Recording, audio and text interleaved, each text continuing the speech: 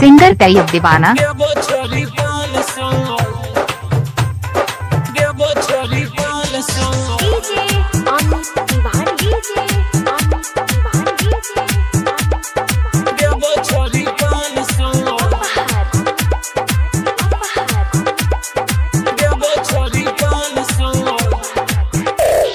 नया साल में चुमा देवी देवो छोरी 500 ले 500 देवो छोरी 500। नया साल में चुमा देवी देवो छोरी 500 ले 500 देवो छोरी 500। एना जे करबे छोरी जेबे सुने जान सो, एना जे करबे छोरी जेबे सुने जान सो।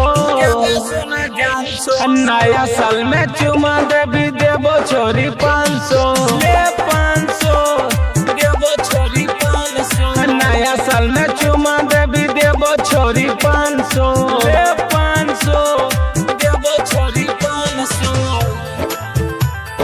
देवो छोरी 500 देवो छोरी 500। DJ Amit Tiwari DJ Amit Tiwari DJ देवो छोरी 500 देवो छोरी 500। अली नेपाल से बिहार तू घूमे लग चूमर अभी तोर कांचे। बोला तू अपन जवानी के दाम गे, एते तोर सब क देबो काम गे, देबो काम गे, क देबो काम गे। अली नेपाल से बिहार तू घूमे लग चूमर अभी तोर कांचे। बोला तू अपन जवानी के दाम गे, एते तोर सब क देबो काम गे। संग में तोरा हम करबो रोमांस गे। नया साल में चुमा देवी देबो तोरा 500 ले 500 देबो छोरी 500। नया साल में चुमा देवी देबो तोरा 500 ले 500 देबो छोरी 500। एना जे करबे छोरी जेबे सुना जान सो, एना जे करबे छोरी जेबे सुना जान सो। नया साल में चुमा देवी देबो तोरा 500 ले 500 देबो छोरी 500। नया साल में चुमा देवी देबो तोरा 500 ले 500 देबो छोरी 500 देबो छोरी 500।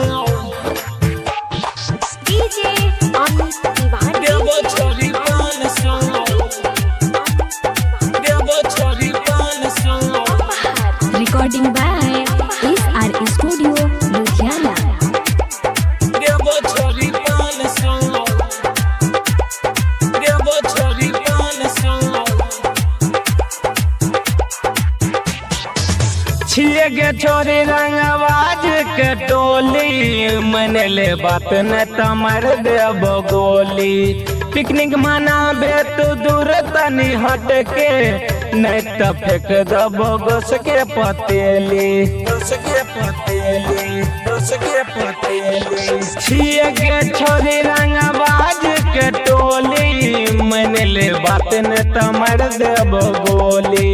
पिकनिक मनाबे तू दूर तनी हट के, नहीं तो फेंक देबो गोस के पतेली।